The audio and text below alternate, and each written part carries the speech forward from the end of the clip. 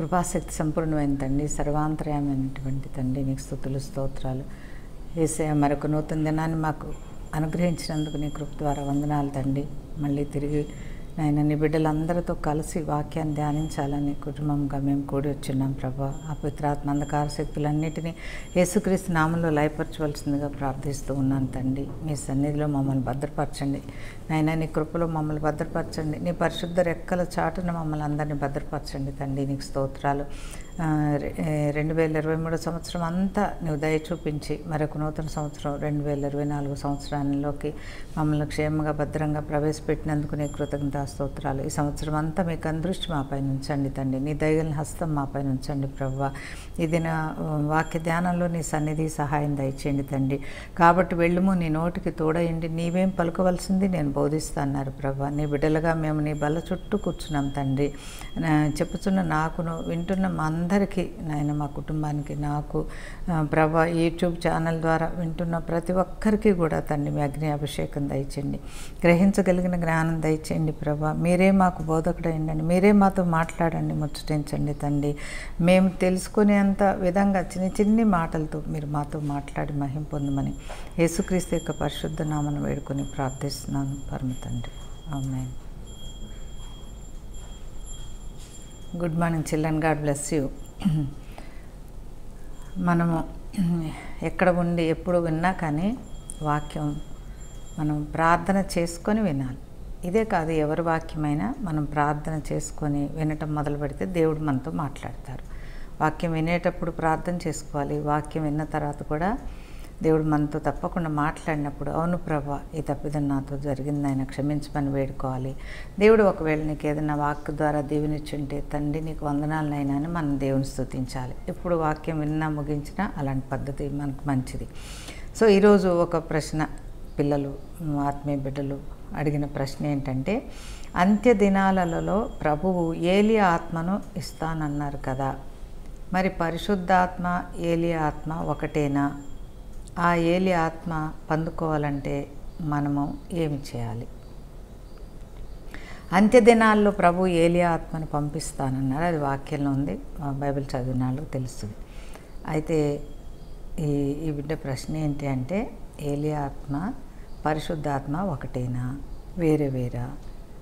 ఒకవేళ ఒకటే అయితే అంత్యదినాల్లో ఏలియా ఆత్మని మరి ప్రత్యేకంగా ఏలియా అని పేరు పెట్టి దేవుడు ఎందుకు చెప్పారు?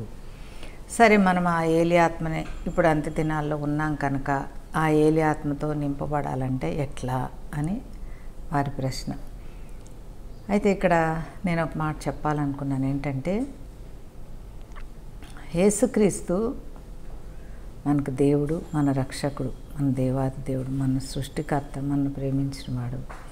అలాగే మనకి తల్లి, మనకి తండ్రి కూడా. మనకు తండ్రి అనేది అందరూ అర్థం చేసుకుంటారు, కానీ మనకు తల్లి అనేది కొంచెం మందే అర్థం చేసుకుంటారు పిల్లలు కదా. తండ్రి ప్రేమ వేరే, తల్లి ప్రేమ వేరే. రెండు ప్రేమ అయినా కూడా తల్లి తండ్రి ఇద్దరు ప్రేమ వేరేగా ఉంటుంది. యెషయా గ్రంథం 66వ అధ్యాయం ఉంటుంది, నేను తల్లినై నేను నా మోకాళ్ళ మీద మిమ్మల్ని ఆడించాను అని. ఎంత మంచి దేవుడిని మనం కలిగినాను చూడండి.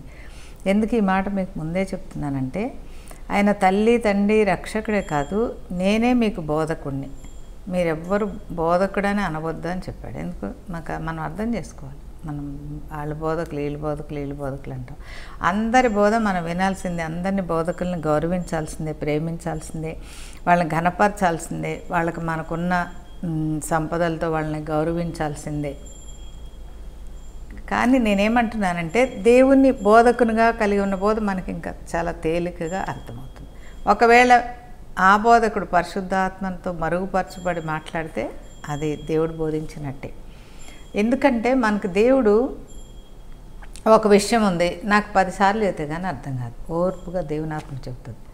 మీలో ఒకరికి ఒకసారి చెప్పంగానే అర్థమవుతుంది అనుకోండి, దేవుడు ఒకసారి చెప్తారు. అట్లాగే నాకు ఒక విధంగా నాకు బోధిస్తే అర్థమవుతుంది, ఇంకొకరికి ఇంకొక విధంగా బోధిస్తే అర్థమవుతుంది. ఆ బోధన, ఆ బిడ్డను బట్టి మనం ఆ టీచర్ మారుస్తూ ఉంటారు. అందరికీ ఒకటేసారి ఒకే రకమైన బోధ అర్థం కాదు. ఒకసారి మా చిన్నప్పుడు మేబీ 3rd క్లాస్లో అట్లా ఉండగా ఇంగ్లీష్ టెక్స్ట్ బుక్లో టీవీ అని కింద ఒక 10 సెంటెన్సులు రాస్తున్నాయి. ఇంగ్లీష్ టెక్స్ట్ బుక్లో అదొక పాఠం అన్నమాట. మా నాన్నగారు నాకు బోధిస్తున్నారు టీవీ. అక్కడ ఉన్న వచనాలన్నిటికీ అర్థం చెప్పారు. ఆయన శక్తి సరిపడా ఎక్స్ప్లెయిన్ చేశారు, కానీ నాకు అర్థం కాలే.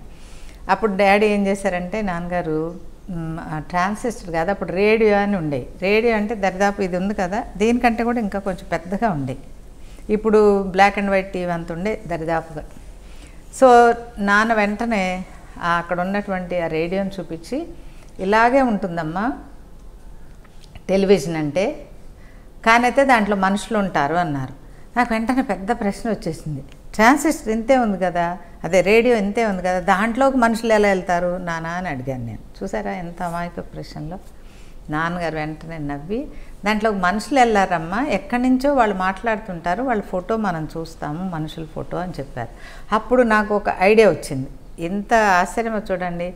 ఇది ఒక 55 ఏళ్ల క్రితం సంగతి. 55 ఏళ్ల క్రితం సంగతి. టీవీ అనే మాట ఉందా పిల్లలు? ఎక్కడ లేదు కదా, మనం వినలేదు. కానీ ఎంత ర్యాపిడ్గా ఒక టెక్నాలజికల్ ఎవల్యూషన్ లాగా వచ్చి మా జీవితాల్లో నాకు చాలా ఆశ్చర్యం వేస్తుంది. టీవీ అంటే అంతగానో ఎక్స్ప్లెయిన్ చేయాల్సి వచ్చింది. నాన్న ఓర్పుగా సహనంగా దాన్ని ఎక్స్ప్లెయిన్ చేశారు. నాకు ఒక ఐడియా వచ్చేసింది టెలివిజన్ అంటే. ఆ పాఠం చదివి చెప్పినంతసేపు నాకు అర్థం కాలేదు, కానీ పోల్చి చెప్పినప్పుడు నాకు అర్థమైపోయింది. మన తండ్రి కూడా, మన పరలోకపు తండ్రి కూడా అలాంటి తండ్రి, అలాంటి గొప్ప దేవుడు. సో ఇక్కడ మత్తయి సువార్తలో ఒక మాట మనం చదువుకుందాం. ఏంటంటే మత్తయి సువార్తలో 13వ అధ్యాయము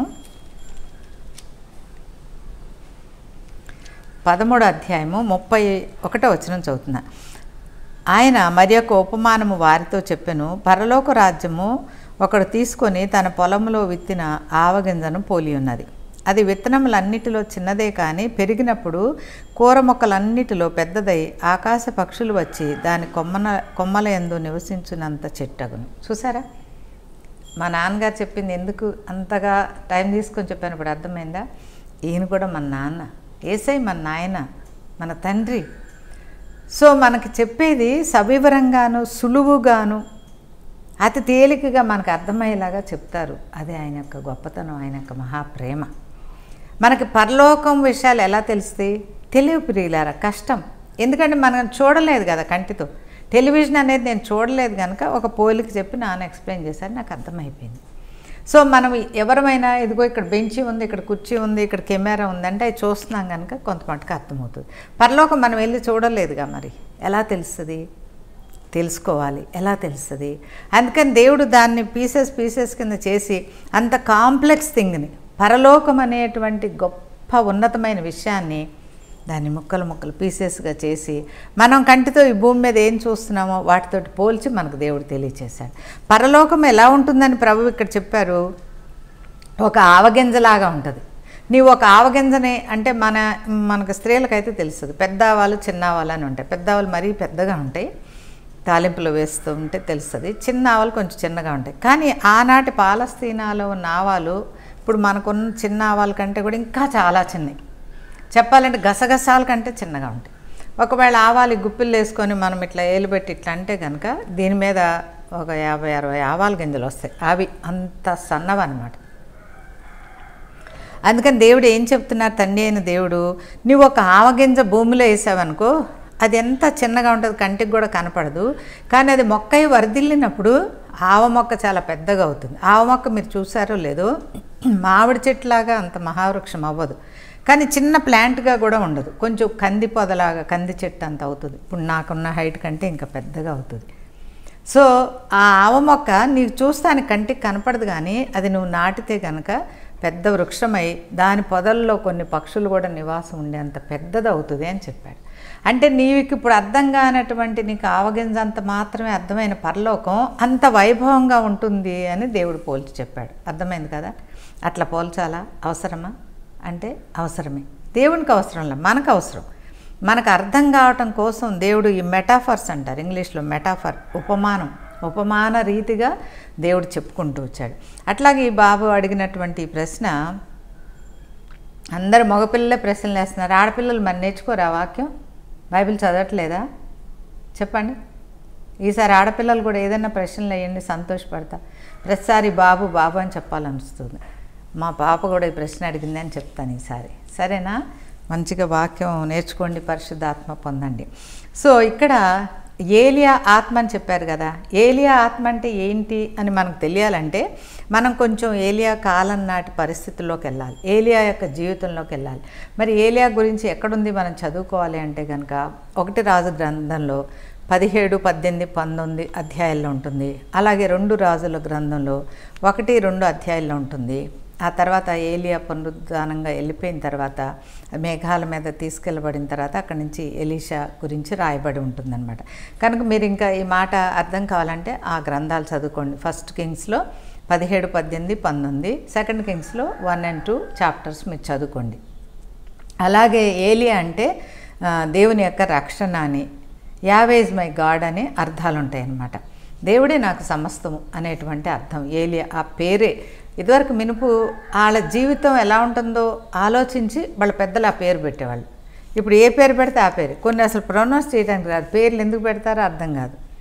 మనం పిలుచుకోవాలి కదా రోజు పిల్లల్ని, ఒక మంచి అర్థం వచ్చే పేరు పెట్టి పిలుచుకుంటే వాళ్ళ మీద ఆ దీవెన స్థిరంగా ఉంటుంది. సో ఇక్కడ ఏలియా గురించి, ఏలియా కాలంలో, ఏలియా ప్రవక్త ఉన్న కాలంలో ఒక రాజు ఆహాబ్ అనే రాజు ఉండేవాడు. ఆహాబ్ రాజు ఎవరు అంటే ఇశ్రాయేలు యొక్క ఉత్తర రాజ్యానికి ఆయన రాజు అనమాట. ఇశ్రాయేలు రాజే ఆయన, హీ హిమ్సెల్ఫ్ ఇస్ ఏ ఇశ్రాయేలైట్. ఇశ్రాయేలు రాజు అంటే ఎలా ఉండాలి, ఎంత భయంతో భక్తితో వణుకుతో ఉండాలి ప్రియులారా. నేను ఊరికి భూమి మీద రాజుగా ఉన్నాను కానీ అసలు ఇశ్రాయేలీలందరికీ దేవుడు రాజు అని ఉండాలి కదా.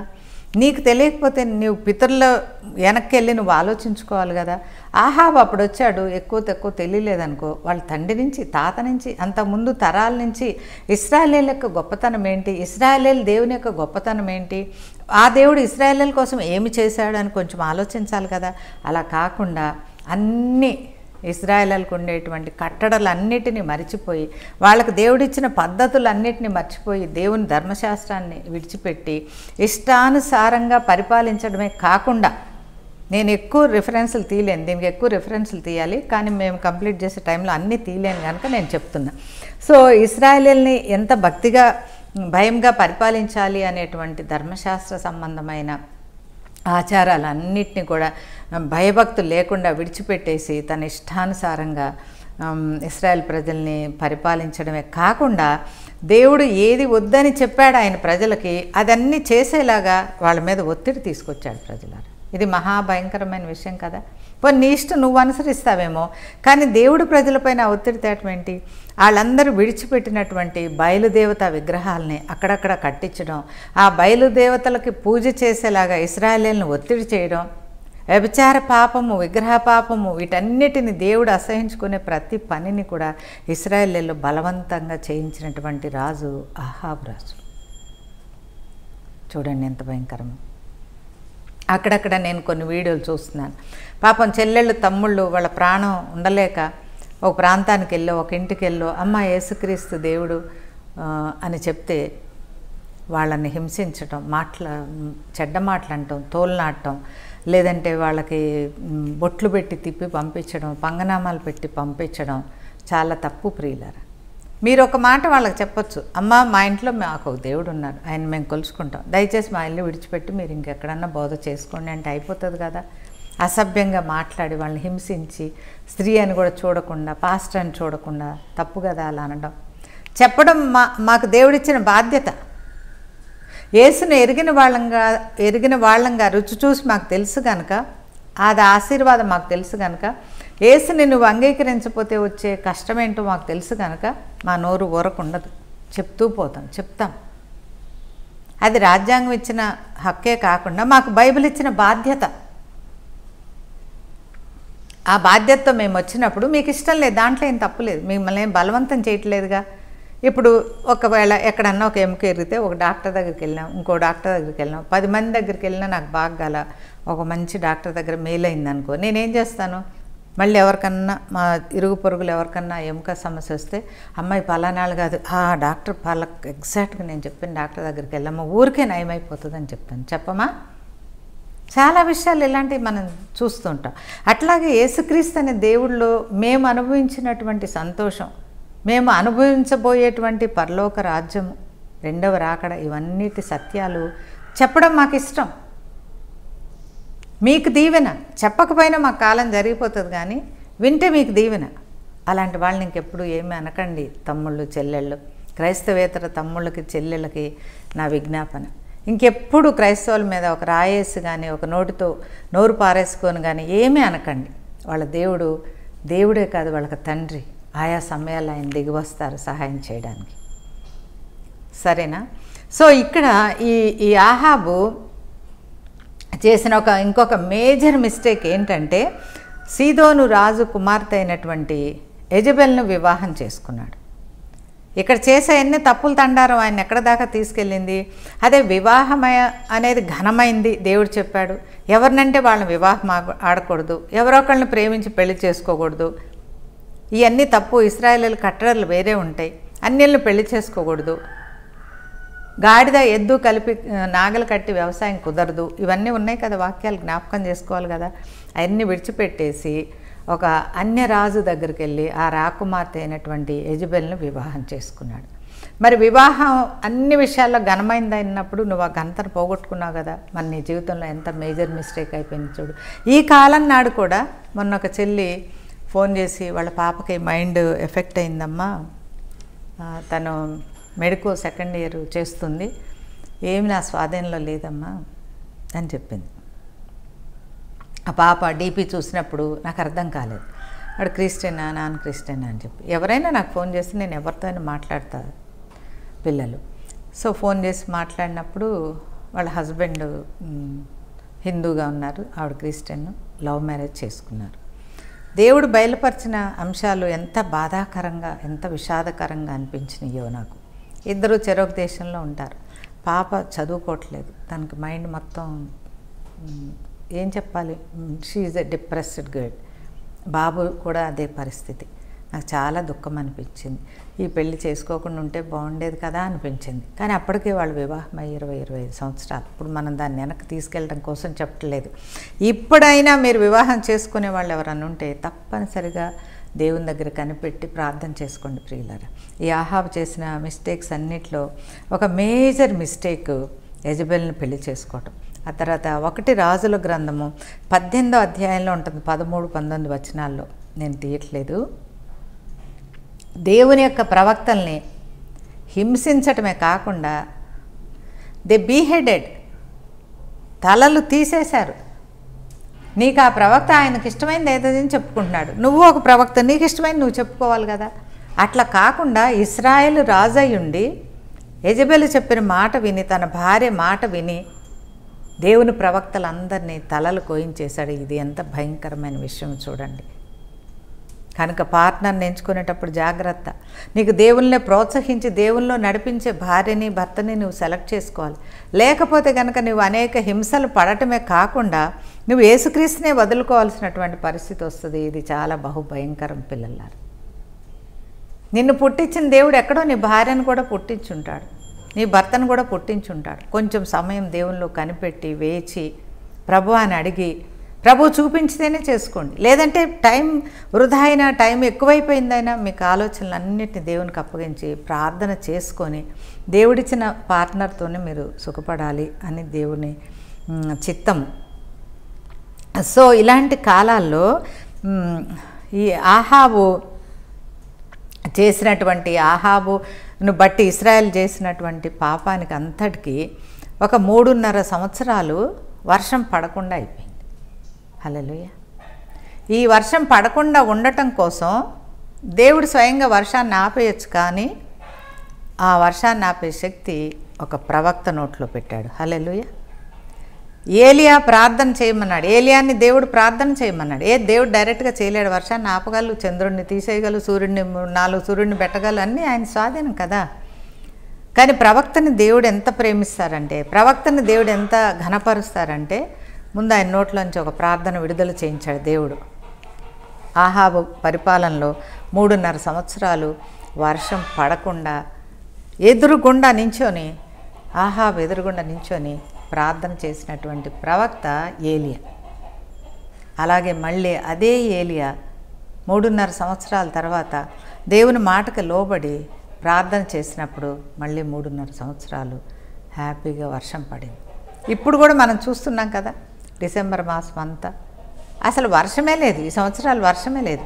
వర్షం వదిలేస్తే చలి కూడా లేదు. అసలు వింటర్ నాకు చాలా ఇష్టం. వింటర్ ఈ సంవత్సరం అనుభవించినట్టే లేదు. అక్టోబర్, నవంబర్, డిసెంబర్లో అయినా ఒక చలి, ఒక దుప్పటి కప్పుకోవడం, లేదంటే ఒక రగ్గు, ఒక స్వెటర్ అసలు వేసుకోలేదు ఈ సంవత్సరం. డిసెంబర్ వెళ్ళిపోయింది, జనవరి కూడా వచ్చేసింది. యాక్చువల్గా జనవరి సంక్రాంతి వరకు కూడా ఫిబ్రవరి మొదటి వారం దాకా ఉంటుంది చలి. అట్లాంటిది అసలు చలే లేదు.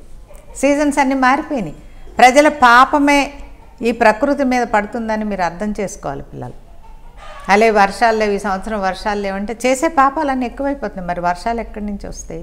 వర్షం లేకపోతే ఎంత భయంకరమో తెలుసా? నాకు అనిపిస్తుంది అసలు మేజర్గా ఇప్పుడు డబ్బులున్న వాళ్ళు ఏ తవడో గడ్డో కొనుక్కొని పెట్టుకుంటారు పశువులకి. పేదవాళ్ళు అనేక మంది పొద్దునిప్పేసి పశువులను అక్కడక్కడ తిరిగితే కట్టేసుకొని అన్ని పాలు తీసుకొని బతికే కుటుంబాలు బోల్డ్ ఉంటాయి. మరి ఆ పచ్చిగడ్డి రాదు వర్షం లేకపోతే. ఎలా చెప్పండి, ఆలోచించండి. అందుకే ఎవరికి వాళ్ళు ప్రభువా నా పాపాలు క్షమించని ప్రతి కుటుంబం, ప్రతి జాతి, ప్రతి నేషన్ మనం ప్రార్థన చేసుకోవాలి. రాబో దినాలు కరువు కాలాలు ప్రజలారా, దేవుని పిల్లలారా. ఆహార కొరత, నీటి కొరత, ఆరోగ్యం కొరత. ప్రభు అనే మాట మీద 5 చూపించండి నాకు. అవన్నీ జరుగుతూనే ఉన్నాయి, ఇంకా జరిగిపోతాయి. అయోమయం, దేవుని వాక్యం అర్థం కాదు. రిసెప్టివ్ స్పిరిట్స్ అన్నీ రిలీజ్ అయిపోతున్నాయి. ఈ వాక్యం చేత ఇది కరెక్టే అని, ఆ వాక్యం చేత అది కరెక్టే అని. అసలు ఎదురుగుండా బైబిల్ ఉందిగా, నువ్వు చదువుకొని దేవుణ్ణి అడగరాదు. ఇంత భయంకరమైన కాలాల్లో మనం ఉన్నప్పుడు మరి ఎక్కువ జాగ్రత్తగా ఉండాలి. సో ఈ యొక్క ఎందుకు నేను చెప్తున్నానంటే, బెటర్ ఐ ఓపెన్ 1 రాజుల గ్రంథము 17వ అధ్యాయము 4వ వచనం. 3-4. నీవిచ్చట నుండి తూర్పు వైపునకు పోయి యోర్దానుకు ఎదురుగా ఉన్న కెరీతు వాగు దగ్గర దాగి ఉండుము. ఆ వాగు నీరు నీవు త్రాగుదువు. అచ్చటికి నీకు ఆహారము తెచ్చినట్లు నేను కాకోకలములకు ఆజ్ఞాపించుతానని అతనికి తెలియచేయగా. సో వర్షం పడమంటే పడింది, ఆగమంటే ఆగింది ఏలియా ప్రార్థన చేస్తే. ఇంకోటి ఏంటి, 17వ అధ్యాయంలో మనం చదువుకున్నాం, ఆయన కెరీతు వాగు దగ్గర కూర్చొని ప్రార్థన చేసుకుంటుంటే దేవుడు, అయ్యా నీవు వాగులో నీళ్లు తాగు, నీకు ఆహారం నేను కాకులతో పంపిస్తానని చెప్పాడు. మనకి కాకి గురించి ఆలోచించగానే ఒక విషయం గుర్తొస్తుంది, ఏంటంటే కాకిలా తన్నుపోయాడు అంటాం కదా. కాకి నైజం ఏంటి, మన చేతిలో ఏదైనా స్వీటో ఏదైనా ఉంటే కనుక దాన్ని మనం చూసే లోపు చక్మని తన్నుకొని వెళ్ళిపోతుంది అది. అలాంటి కాకితోటి దేవుడు ఏలియాకి ఆహారం పంపించాడు ప్రజలారా. హల్లెలూయా. ఆయన ప్రవక్తలకి దేవుడు ఏదీ తక్కువ చేయడు. దేశమంతా, రాజ్యమంతా ఆహారం లేక నీరు లేక కొట్టుమిట్టాడుతుంటే 3.5 సంవత్సరాలు వర్షం లేకపోతే నీరు ఎక్కడి నుంచి వస్తుంది చెప్పండి? ఆహారం వదిలేస్తే నీరు కూడా లేదు. కానీ దేవుడు ఆ ప్రవచించిన ప్రవక్తకి ఆహారం నీరు 2 కొదవ చేయలేదు ప్రియులారా. So be rest assured. ఈ అంత్యకాలాలని మనం ఏదో వార్తలు వింటున్నాం. ఎంత అంత్యకాలాలైనా, ఎంత దుర్దినాలైనా ప్రభు యొక్క వాక్యం చెప్పే ప్రజలు, ప్రభు యొక్క వాక్యాన్ని ధ్యానించేవారు, ప్రభు యొక్క వాక్యమును నమ్మిన వారికి ఏ మేలు కొదవై ఉండదు. I decree and declare this in the mighty name of Jehovah Messiah. నా పైన, నా కుటుంబం పైన, వినుచున్న ప్రతి ఒక్కరిపైన ఇటువంటి దయ రాని తండ్రి యేసు నామములో అడుగుచున్నాను ప్రభు. కష్టకాలాలు అందరికీ ఉండొచ్చు, కానీ ఆయన వాక్కును చెప్పే ప్రవచించే వారికి, ఆయన వాక్కును నమ్మిన వారికి దేవుడు ఎంత కష్టకాలమైనా కూడా ఆయన కాపాడుతూనే ఉంటాడు. ఆ రావెన్స్ తినాల్సిన ఆహారాన్ని నువ్వు తీసుకెళ్ళి నా ప్రవక్తకు పెట్టు అని దేవుడు చెప్పాడు. ఆ విధంగా ఏలియాకి ఏది కావాల్సిన ఆ ఆహారాన్ని అన్నిటినీ, అంటే అసలు ఇంపాసిబుల్, ఆ పద్ధతి ద్వారా దేవుడు ఆజ్ఞాపించిన ద్వారా ఆయన ఆహారం తిన్నట్టుగా మనం చూస్తున్నాం. మనం ఇప్పటిదాకా చూసామేంటి, దేవుడు వర్షాన్ని ఇచ్చాడు, వర్షాన్ని ఆపేశాడు, కాకులతో కాకోకలతో పోషించాడు, ఇంకా చనిపోయినటువంటి శూనేమిరాలు కుమారుణ్ణి లేపాడు. 1-2 ఎన్నో అద్భుతాలు చేశాడు కదా. కనని గర్భాలు ఏలియా ప్రార్థన చేస్తే తెరవబడినాయి ప్రియులారా. మనకి ఏలియా అద్భుతాలన్నీ కూడా తెలుసు. ఇంకా ఏంటి, 1 రాజుల గ్రంథంలోనే 21వ అధ్యాయం చూడండి.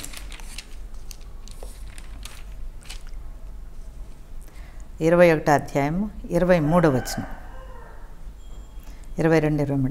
ఇశ్రాయేలు వారు పాపం చేయుటకు నీవు కారకుడివై నాకు కోపము పుట్టించితివి కనుక నెబాతు కుమారుడైన యెరోబాము కుటుంబమునకు అహియా కుమారుడైన బయేషా కుటుంబమునకును నేను చేసినట్లు నీ కుటుంబమునకును చేయుదునని యెహోవా సెలవిచ్చి ఉన్నాడు. 1 రాజులు 16 అధ్యాయంలో చదువుకోండి. నెబాము వీళ్ళు చేసింది కూడా ఇదే. వీళ్ళు ఏం చేశారు? వాళ్ళు పాపమే చేయటమే కాకుండా ఇశ్రాయేలు వారు స్వయంగా పాపం చేసేలాగా వాళ్ళని ప్రోత్సహించి వాళ్ళని అలాంటి హింసల పాలు చేశారు. ఈ నెబాతు యొక్క కుమారుడు వీళ్ళు ఏం చేశారు? దేవుని అగ్ని చేత చంపబడ్డారు. చూసారా? నీ పిల్లలకు కూడా అదే జరుగుతుంది అని ఏలియా ప్రవక్త ద్వారా ప్రవచించబడింది. నిజంగా అలాగనే యెజెబెల్ సంతానం చనిపోయినట్టుగా మనం చూస్తున్నాం. అంటే ఆయన నోటిలోంచి వచ్చిన మాట ఒక అగ్నిలాగా జరిగిపోయింది అంతే. అందుకే ఆయన్ని మనం ఏమంటాం? ఒక అగ్ని ప్రవక్త అంటాం. ఇవన్నీ జరిగింది ఎప్పుడు? ఈ ఆహాబు కాలన్నాడు. ఆహాబు రాజు ఇశ్రాయేలుని ఏలినప్పుడు జరిగినటువంటి సంఘటనలు కొన్ని మీకు చెప్తున్నా. అంతేకాదు యెజెబెల్ విషయంలో కుక్కలు నువ్వు చస్తావు, కుక్కలు నీ రక్తం తాగుతాయని కూడా చెప్పాడు ఏలియా. సరిగ్గా అలాగే జరిగింది. అవునా? మీరు చదివే ఉంటారు. అంటే నువ్వు ఫలానా విధంగా చచ్చిపోతావు, నువ్వు చేసిన పాపం ఈ విధంగా నీ మీదకి వస్తుంది అని డైరెక్ట్గా చెప్పేశాడు అంతే. ఆ తర్వాత ఎన్నో దినాలకు ఎన్నో నెలలకు జరిగి ఉండొచ్చు, కానీ అది జరిగింది ప్రియులారా. అంటే ఎలాంటి అగ్ని ప్రవక్తో చూడండి మీరు. అలాగనే ఇంకేం చేశాడు? ఈ యొక్క యెజెబెలు కర్మేలు పర్వతం మీద ఈ దేవుని ప్రజలందరినీ నాశనం చేయాలని ఒక పన్నాగం వేసినప్పుడు ఇశ్రాయేల్ ప్రజలందరూ వస్తే ఏలియా అడుగుతాడు, ఎన్నాళ్ళు మీరు 2 తలంపుల మధ్య కొట్టుమిట్టాడుతుంటారు? మీరు ఇశ్రాయేలీలు కదా, మీ ఆచారం ఎలా ఉండాలి, మీ మాట ఎలా ఉండాలి, మీ వివాహాలు మీరు ఎలా చేసుకోవాలి, మీరు అన్య సాంప్రదాయంతో ఉన్న దేశంలోంచి మీరు నడుచుకుంటూ వస్తున్నారు కరెక్టే, కానీ మీరు చేరవలసింది కానాను కదా, కానాను అలవాట్లు మీకు ఉండాలి కదా. మీరు ఎక్కడ ఎవరితో ఉంటే వాళ్ళ అలవాట్లు అన్నీ చేసుకొని మీరు ఒక క్రైస్తవుడని మర్చిపోతే ఎట్లా? తేనె విందులు, ఆ విందులు ఈ విందులు పాల్గొనవచ్చా? దేవుణ్ణి అడగండి మీరు. ఇప్పుడు ఐటీ కంపెనీల్లో ఇదొక అలవాటు అయిపోయింది, ఫ్యాషన్. వీకెండ్ పార్టీస్ క్రైస్తవులు కూడా పాల్పొందుతారు. నాకు చాలా ఆశ్చర్యం అనిపిస్తుంది. అక్కడ ఏముంటాయి పిల్లలు? వీకెండ్ పార్టీస్ అంటే అందరూ కూర్చొని పుష్టిగా కడుపు నిండా తిని వస్తే పర్వాలేదు. లేదు, అక్కడ డ్రింక్స్ సప్లై చేస్తారు. ఓకే, నువ్వు డ్రింక్ తాగకపోవచ్చు, తాగుబోతుల మధ్య ఉంటావు కదా. తాగుబోతులతో ఏముంటుంది? పవిత్రాత్మ ఉంటుందా? పరిశుద్ధాత్మ ఉంటుందా? నీ సహవాసం ఎవరితో నువ్వు గుర్తుపెట్టుకో. ఆహాబ్ చేసిన తప్పిదే, యెజెబెల్ చేసిన తప్పిదే, ఆ కాలనాటి ఇశ్రాయేలు చేసిన తప్పులు ఇవే. దేవుడు నేను ఏలియాకి ఇచ్చిన ఆత్మ నీకు ఇస్తాను అంత్య దినాల్లో అని మనకు వాగ్దానం చేస్తే మనం ఎలా జీవిస్తున్నాము? తినుము, తాగుము, సుఖించుము. నీవు ఆ వీకెండ్ పార్టీలు అన్నిట్లో గడిపే టైము, ఆ ఉన్న టైమే కొంచెం తక్కువ. భార్య బిడ్డలను పెట్టుకొని ప్రార్థన చేసుకోకూడదా? గుడికి వెళ్ళకూడదా? చెప్పండి, ఆలోచించండి మీరు కొంచెం. అసలే ఈ కాలం పిల్లలకి టైం అనేది తక్కువ. బిజీ బిజీ బిజీ, ఎవరి మొహాన ముద్ర వేసుకొని బిజీ. ఎవరిని చూసినా పలకరించాలంటే భయం. నేను కూడా ఫోన్ చేయను చాలా దగ్గర వాళ్ళు కూడా, పాపం బిజీగా ఉంటారు, ఎందుకు వై షుడ్ డిస్టర్బ్ అనుకుంటా. దేవునికి కూడా బిజీ అని చెప్పేస్తావా నువ్వు? నువ్వు ఏ పార్టీకి వెళ్ళాలి, ఏ ఫ్రెండ్ ఇంటికి వెళ్ళాలి, ఈ వీకెండ్ నువ్వు ఎలా గడపాలి? దేవుడిని అడిగి వెళ్ళు ఒకసారి. అసలు వీకెండేగా మనకు చర్చ్ ఉండేదే వారానికి ఒకసారి. ఆ ఒక్కరోజు కూడా ఇంకా గుడికి వెళ్ళవా నువ్వు? పాస్టర్ గారు చెప్పే వాక్యం వినొద్దా? నీ జీవితం, కుటుంబ జీవితం దిద్దుకోవద్దా? ఆలోచించు పిల్లలు. ఎంత భయంకరమైన విషయం. సో ఇది చదువుతాను. 2 రాజుల గ్రంథం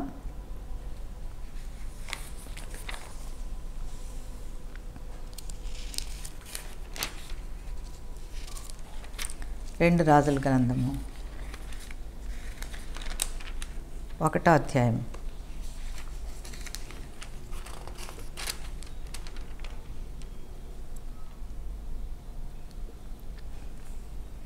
అందుకు ఏలియా, నేను దైవజనుడనైతే అగ్ని ఆకాశం నుండి దిగివచ్చి నిన్నును నీ 70 మందిని దహించునుగాక అని 70 మందికి అధిపతి అయిన వానితో చెప్పగా అగ్ని ఆకాశం నుండి దిగి వాని 70 మందిని దహించెను. ఇది ఒకసారి కాదు, ఇలా 2 సార్లు జరిగింది. ఆహాబు పంపిస్తున్నాడు మనుషుల్ని. రోషము కలిగిన దేవుడికి విసుగు కలిగి ఏలియా నోట్లో ఒక మాట పెట్టాడు, వీళ్ళని దహించేలాగా నువ్వు అగ్ని అడుగు అని చెప్పి. ఏలియా అడిగాడు. ఆ వచ్చినటువంటి సేవకుడు, ఆయనతో వచ్చిన 50 మంది అప్పుడే దహించబడ్డారు. Can you believe this?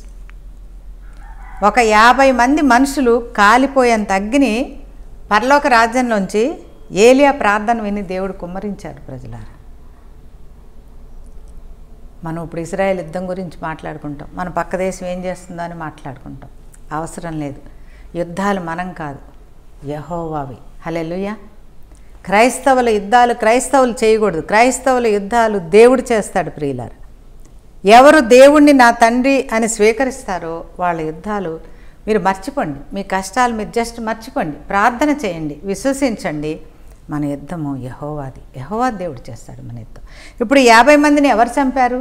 ఏ బాణాలు వేసి చంపారు? ఏ ర్యాకెట్లు వేసి చంపారు? జస్ట్ ఏలియా పరిశుద్ధాత్మ నింపబడి ప్రార్థన చేస్తే ఇలా 50 మందులు చనిపోయారు. అలాగే 2 రాజుల గ్రంథంలోనే ఎలీషా ఏలియా ఎమ్మటి పడి వెళ్తూ ఉంటే ఏమైంది? అయ్యా నువ్వు ఇక్కడ ఆగు, నువ్వు రాకు, నాకు సమయం అయిపోయింది, నన్ను దేవుడు పిలిచాడు, వెళ్తున్నా అంటే ఎలీషా వినకుండా ఎమ్మటపడి వెళ్ళినప్పుడు, నాకు 2 అంతల అభిషేకం కావాలి తండ్రి. చూసావా, ఒక పాస్టర్కి ఒక విశ్వాసకి ఉండాల్సిన బంధం ఇక్కడ ఎంత చక్కగా చెప్పబడిందా? తండ్రి, నాయనా నీకు 1 పోర్షన్ సరిపోయిందేమో, నాకు 2 పోర్షన్స్ ఆత్మ కావాలి నాయన అని అడిగాడు. చూసారు, ఏలియా ఆత్మ రెట్టింపు అయిపోయి ఎలీషా పైకి వచ్చేసింది. హల్లెలూయా. దేవుడు ఏమన్నారు? ఏలియా ఆత్మను ఇస్తాను అని చెప్పారు కదా. ఏలియా ఆత్మ అంటే మీరు అది డిఫరెంట్ అనుకోకండి. ఏలియాకి ఇచ్చినటువంటి ఆత్మ. హల్లెలూయా. ఏలియాకి ఏ ఆత్మ ఉంది? పరిశుద్ధాత్మనే. అయితే దేవుడు పరిశుద్ధాత్మ అనొచ్చు కదా, ఏలియా ఆత్మని ఎందుకు అన్నాడు అంటే, మీకు అందుకే ఈ అద్భుతాలన్నీ చెప్పిన రీజన్ అదే. ఈ అంత్య దినాల్లో ఏలియా ఆత్మని ఇస్తానంటే ఏంటి? ఏలియా చేసినటువంటి అద్భుతాలు, ఏలియాకి ఇచ్చినటువంటి వాక్శక్తి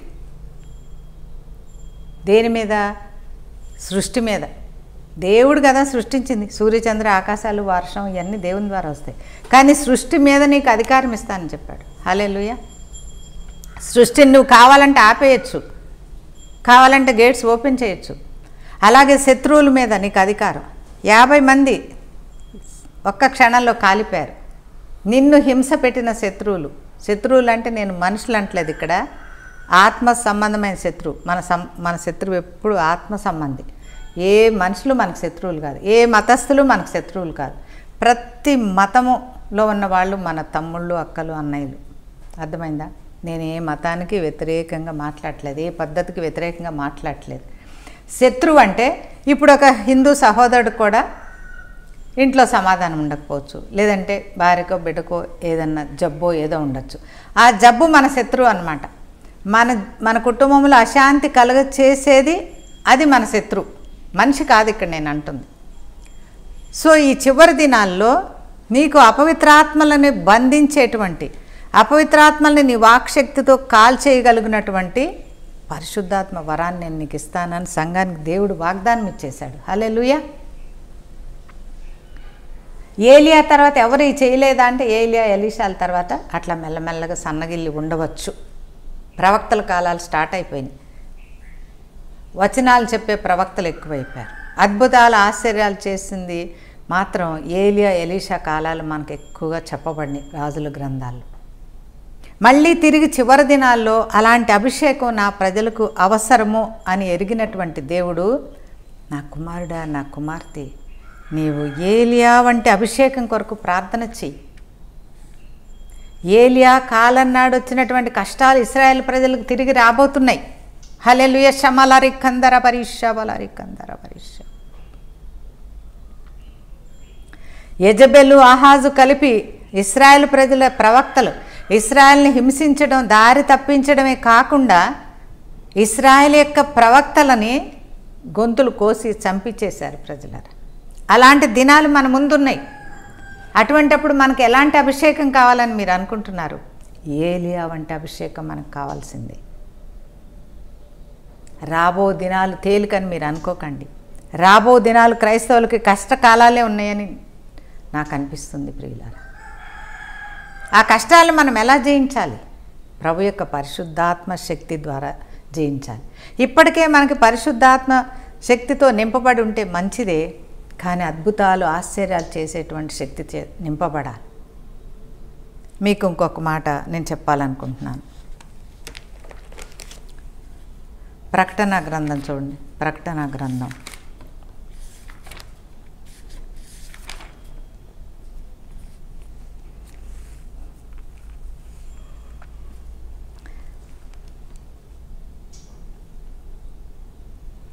2వ అధ్యాయము.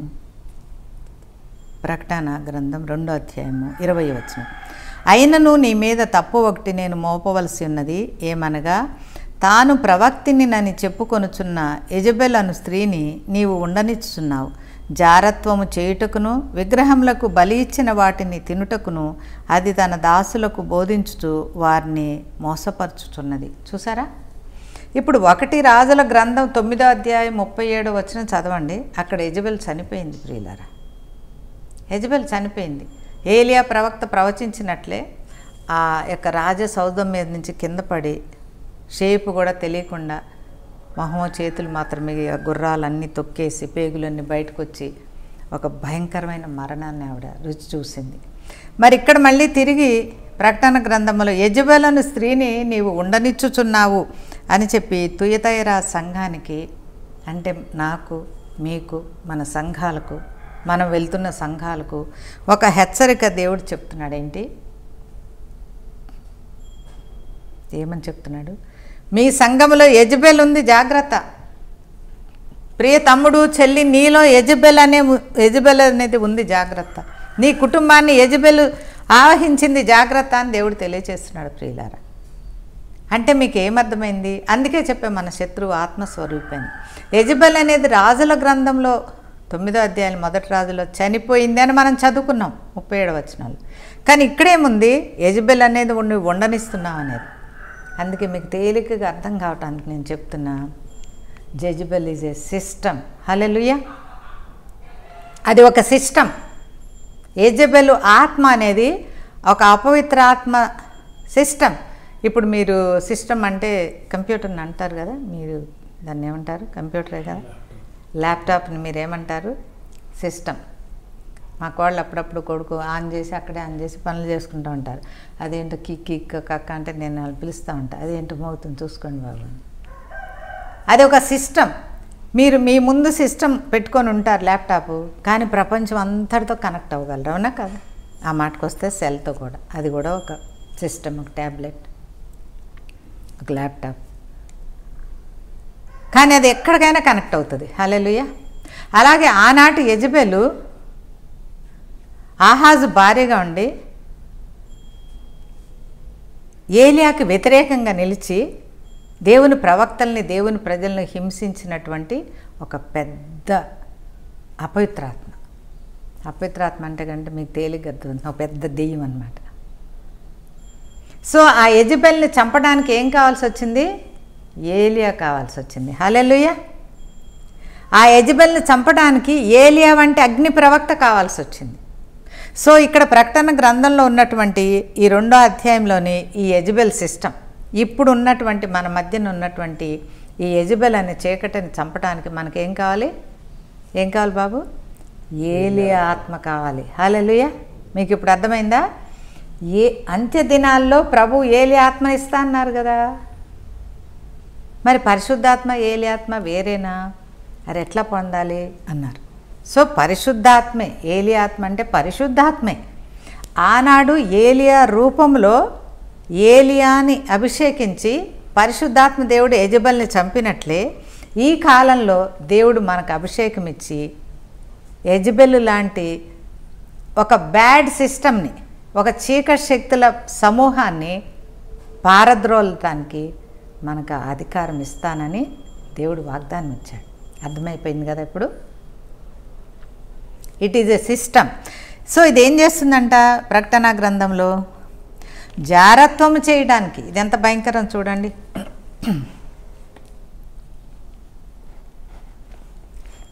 ఎంత భయంకరం.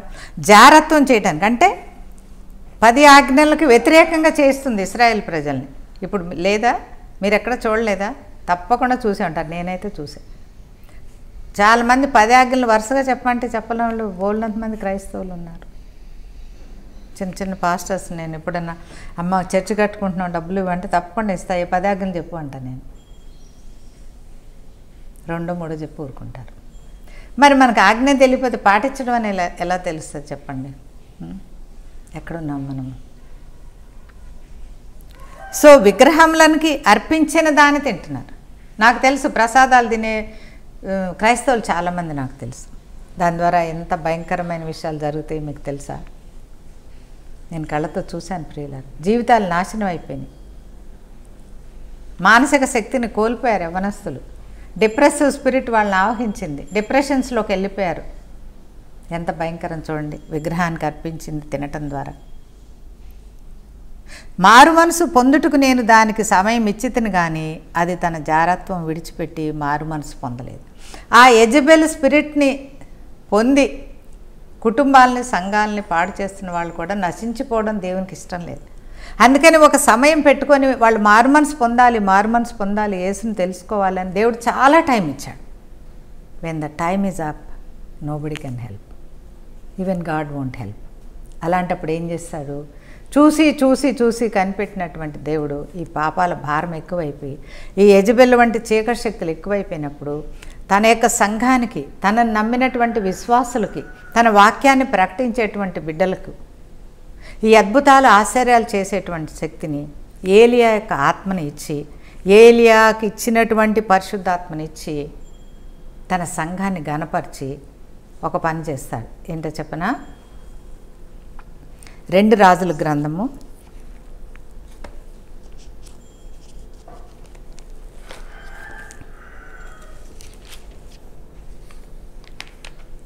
2 రాజుల గ్రంథము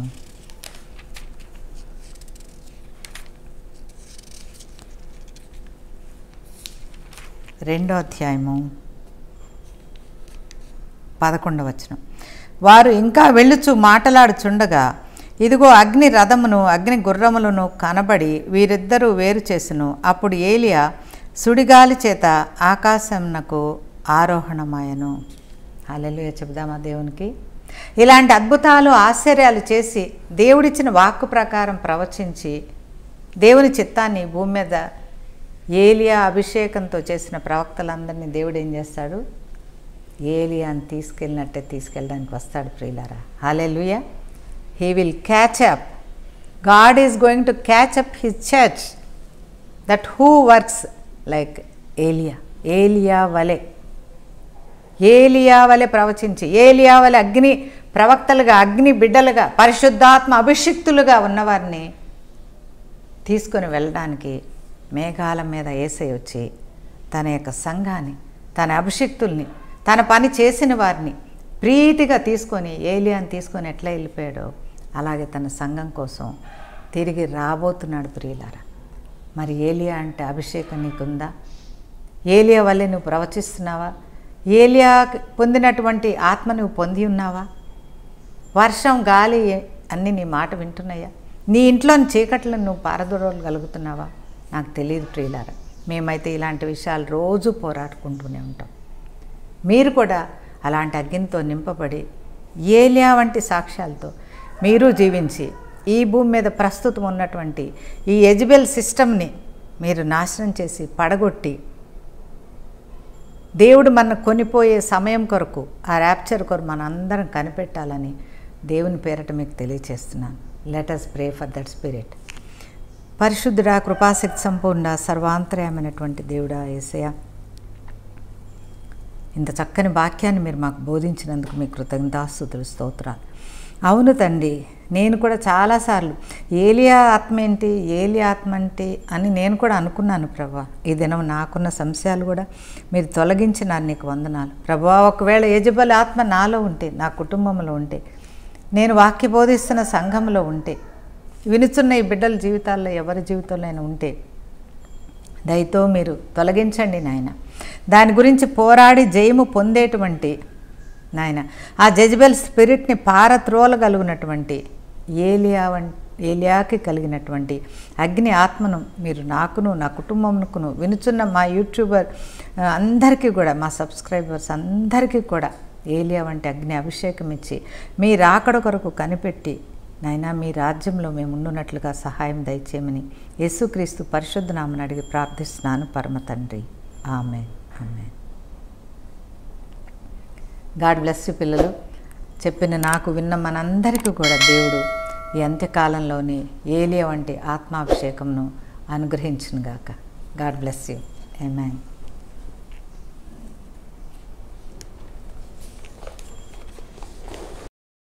Jesus loves you and saves you. యేసు నిన్ను ప్రేమిస్తున్నాడు, నిన్ను రక్షిస్తాడు.